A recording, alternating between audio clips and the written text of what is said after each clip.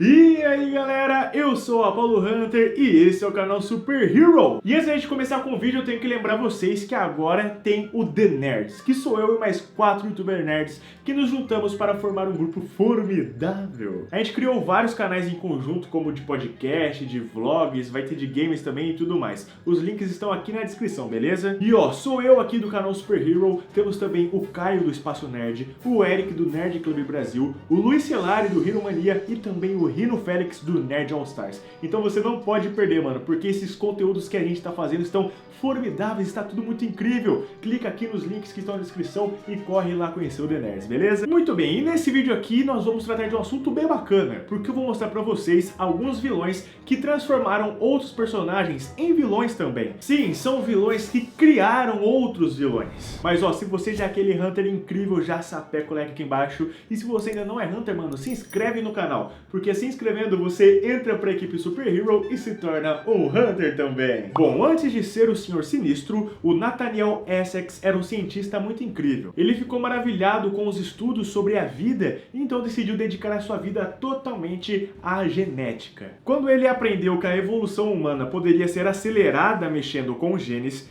ele presumiu que sua descoberta mudaria a comunidade científica para sempre. Em vez disso, suas afirmações foram recebidas como ridículo por parte de seus colegas.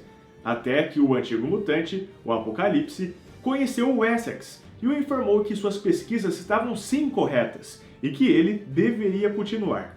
Aí o Essex ficou fissurado com as suas pesquisas, sabe? Tanto que ele perdeu o seu convívio social com amigos e família. Somente quando a sua esposa grávida morreu, o Nathaniel percebeu o quão consumido por seu trabalho ele havia se tornado.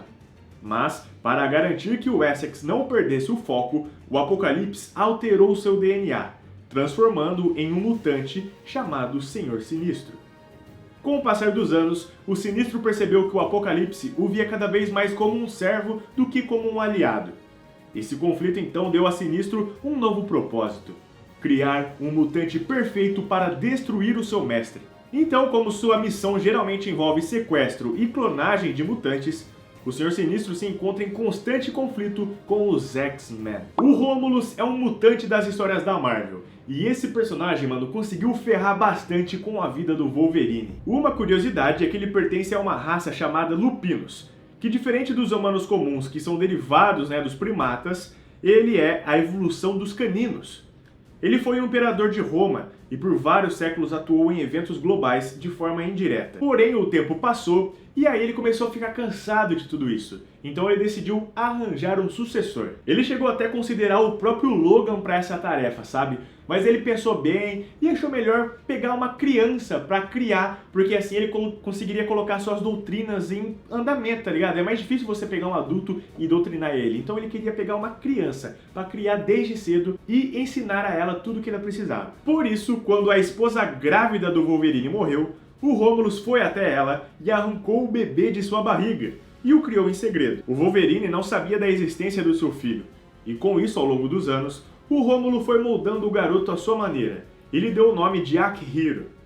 Ele fez uma lavagem cerebral no menino, que cresceu achando que tinha sido o próprio Wolverine que tinha matado a sua mãe. Então, o Akihiro assumiu o codinome Daken e jurou que mataria seu pai biológico. Mesmo depois de descobrir que o Romulus tinha mentido para ele a sua vida inteira, o Daken não se voltou para o lado do bem. Ao invés disso, ele ficou ainda pior, porque percebeu que não poderia acreditar em ninguém. O personagem Bizarro já teve algumas histórias de origens bem diferentes uma da outra em todos esses anos de histórias da DC Comics. Mas a origem que eu vou mencionar nesse vídeo aqui aconteceu durante os Novos 52. Desesperado para ter o seu próprio Superman, o Lex Luthor resolveu criar um clone do Homem de Aço. O Lex originalmente pretendia criar um híbrido de humano e kryptoniano, que fosse resistente à kryptonita. Mas depois que seus experimentos falharam, o Lex percebeu que o DNA kryptoniano era incompatível com o DNA humano, forçando-o a criar a kryptonita do zero. O problema é que enquanto seu clone estava na incubadora, o mundo foi invadido por uma versão maligna da Liga da Justiça vinda de uma terra paralela. O Lex então teve que liberar seu clone antes da hora para protegê-lo. Embora o clone fosse super forte, acordá-lo inacabado fez com que ele desenvolvesse efeitos colaterais. O Bizarro tem uma aparência desfigurada e é de baixa inteligência. Aí, mano, esse procedimento inverteu os pontos fracos e fortes do Bizarro e do Superman. Por exemplo, o Superman, ele fica forte com a luz solar, né? E ele fica fraco com a Kryptonita. Já o Bizarro é o contrário, mano. Ele fica fraco com a luz solar e fica forte quando é exposto à Kryptonita. Além disso, ele não tem visão de calor.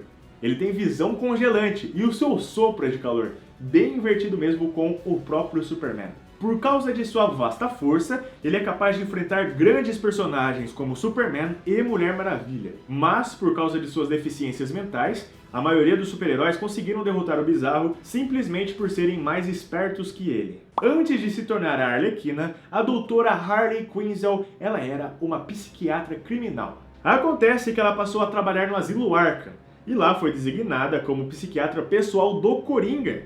Não demorou muito para que o palhaço do crime usasse seu encanto perverso para seduzi-la.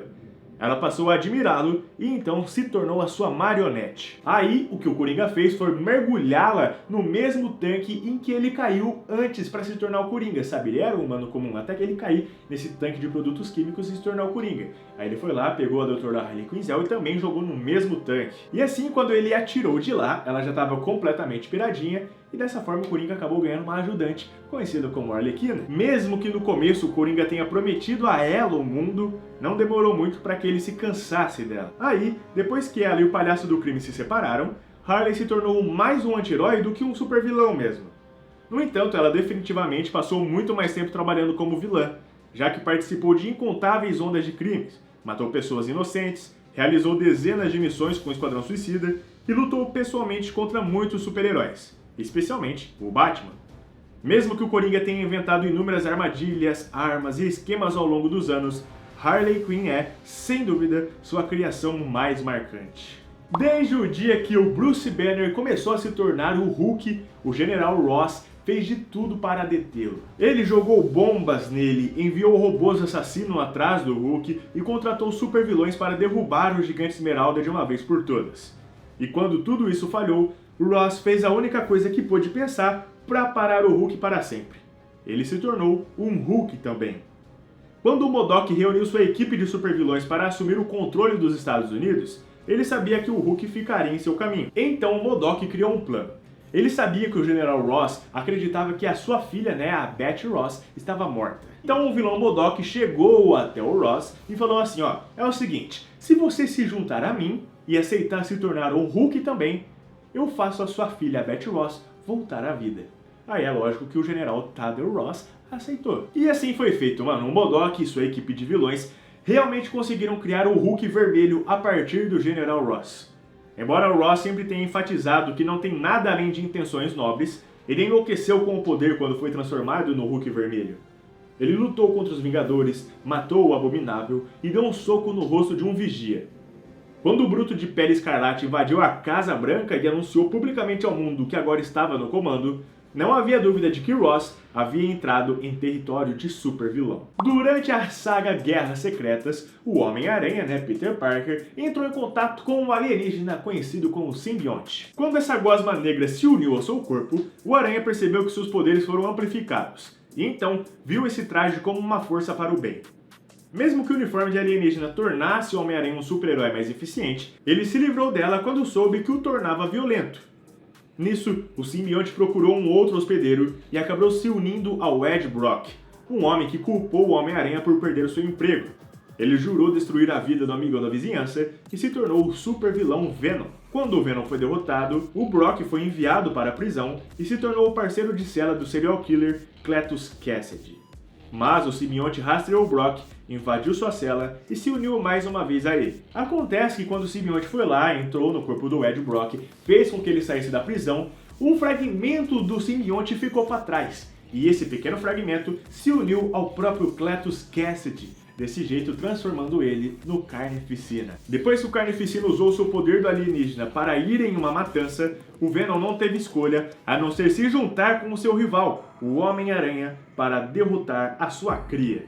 Ironicamente, foi o nascimento do Carnificina que inspirou Venom a abandonar a sua cruzada como um super vilão. E é isso, galera, eu espero que vocês tenham gostado do conteúdo desse vídeo. Fala aí pra mim aqui nos comentários quais desses vilões que foram criados por outros vilões você mais gosta. Não esquece também de sapecar o like aqui embaixo e de se inscrever no canal, porque isso ajuda bastante. Muito obrigado pelo enorme carinho de vocês, galera. Um forte abraço e até mais!